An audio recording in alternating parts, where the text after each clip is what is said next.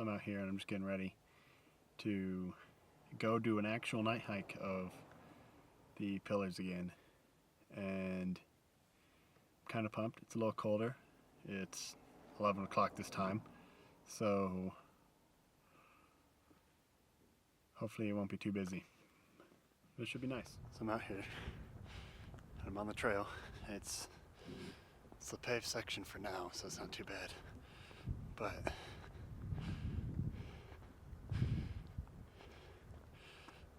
it's a lot quieter at 11. There's nobody running or walking by.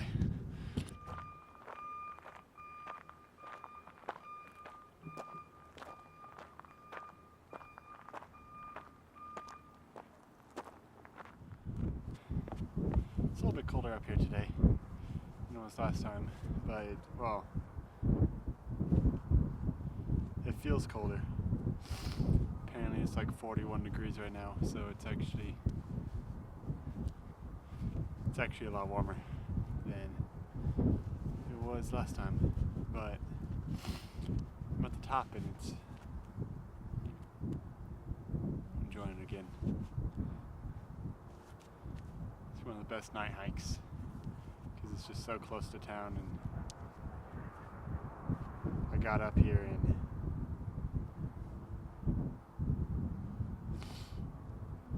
12 minutes. So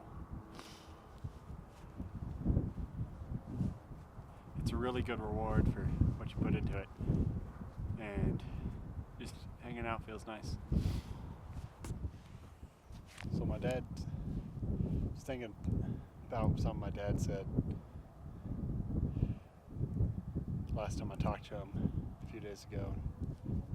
He was talking kind of about one of his old co-workers or managers that he had that suggested that you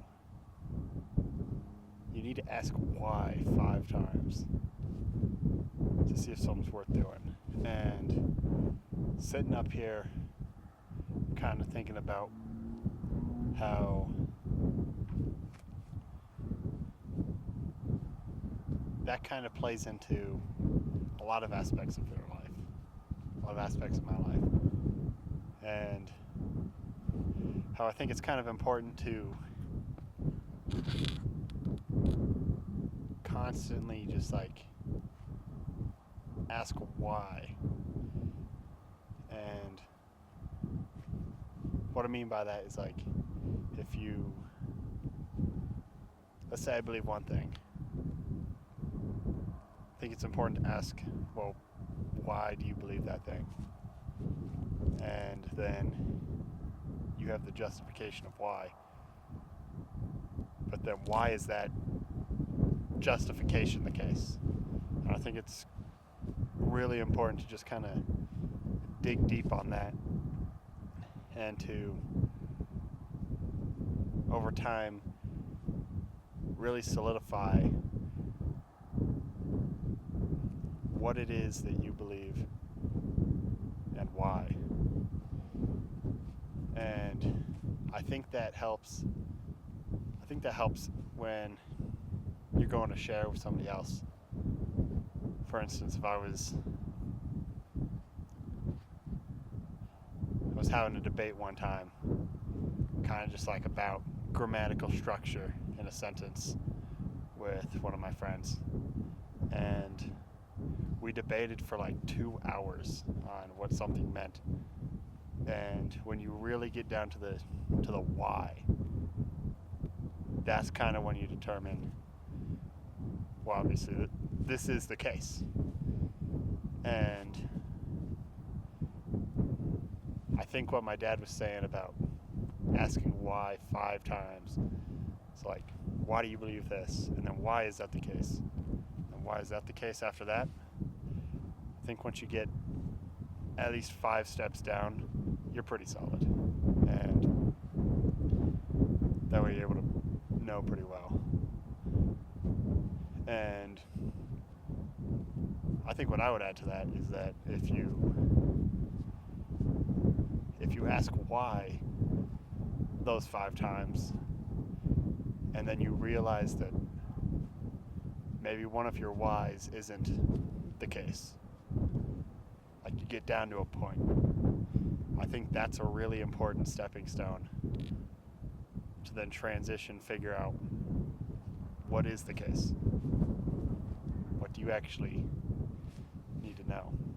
And I think that's a really honorable thing to do, because at that point you're able to give the most correct thing you can. And following kind of the logic of asking why 5 times, kind of got to ask myself, why is it important to do that? And I kind of think in the case of asking why about, like, why do I believe something? Why do I think something is the case? I think it's kind of important to be able to explain why you believe something. I think you should be able to explain it very well when it comes to understanding it and justifying it. Because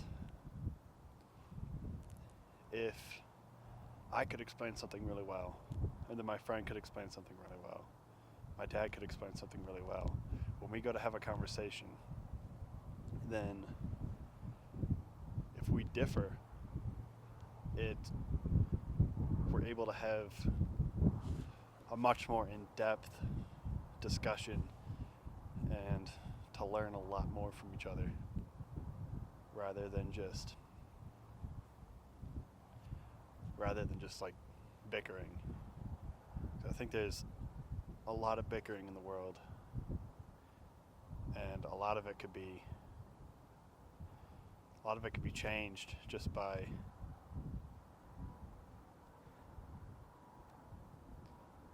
understanding what you think more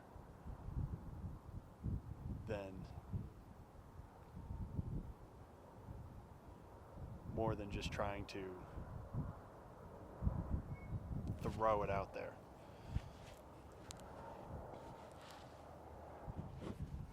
I think part of that is that's how we learn from what each other have to say.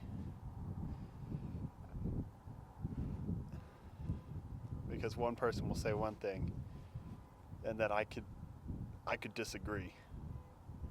And that disagreement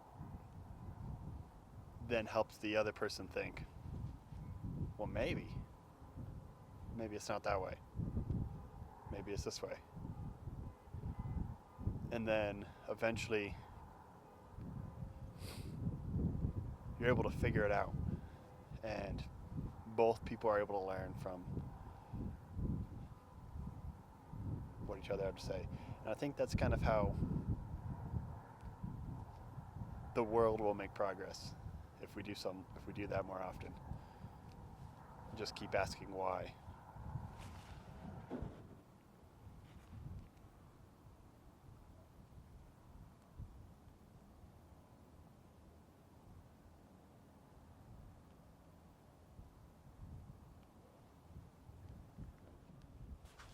I think one of the reasons why I always find myself hiking up to the same spot is because this is a spot where I come to really think and to just let the silence speak to me. Really help me understand myself and to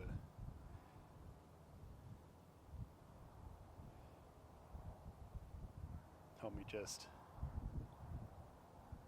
slow down and process what is going on in my life. And I think it's really important to have a space where you can do that. And it's hard to find them sometimes. And I got really lucky having one this close to home this close to town, and such a beautiful place to come to. And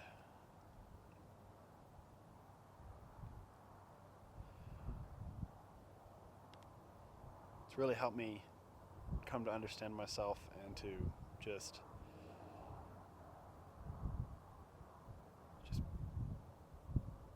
find a sense of peace in myself and my decisions and everything that happens. And regardless of how cold it is, I always find myself up here sitting and shivering until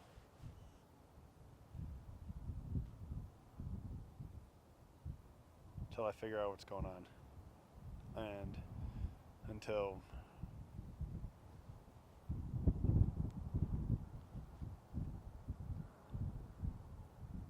I feel ready to just go back into the world and just tackle it.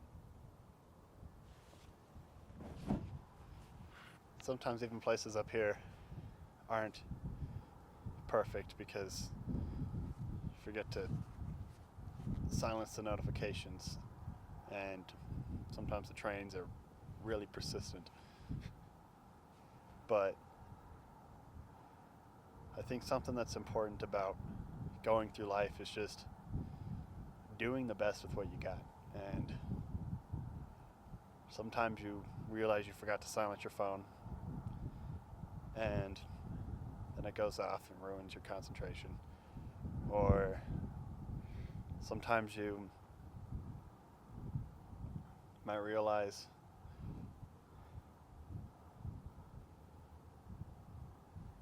you forgot something or did something that is going to bite you in the butt later.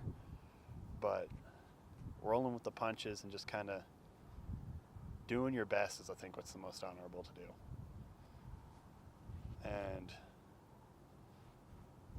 sometimes I don't make people mad, but I think in the long run, it's the best thing to do. And maybe you say one thing, a bunch of people get mad at you, but that's what you currently think is right, then that's the right thing to do. And then maybe 6 months down the line, you realize, wow, maybe I was wrong, and the other guy was right, and everybody getting mad was justified. I think it is still important to hold to what you think is right at the time, and then when you realize that later, I think it's important to go back and to correct yourself rather than just folding into what everybody else thinks. Because we're all our own person. And I think it's important to stay your own person and not become everybody else's. And I think I've been up here plenty of time today, so I am gonna go back down and warm up in the car because I am freezing.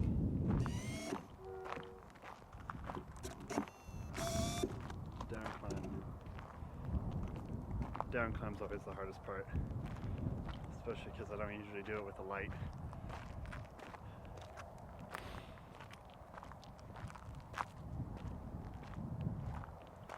And the whole time you're just trying not to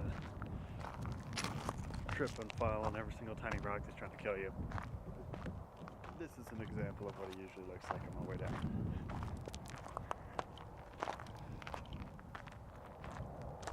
But I brought a light this time. I love doing this trail at night too because of how much less busy it is.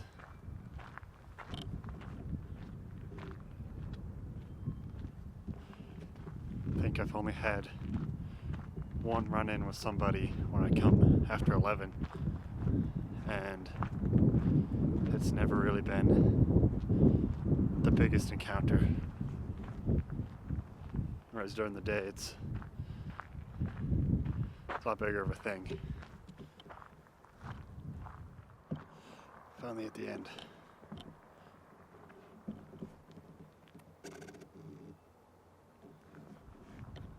And I'm back on the sidewalk. I'm finally on my way back to the car.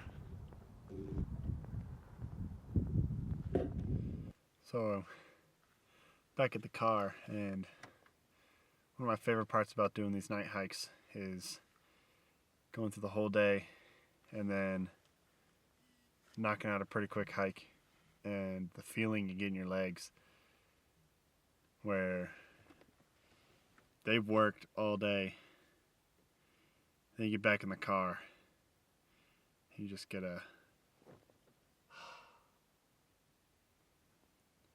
it's one of the best feelings, because you can feel the accomplishment in your whole body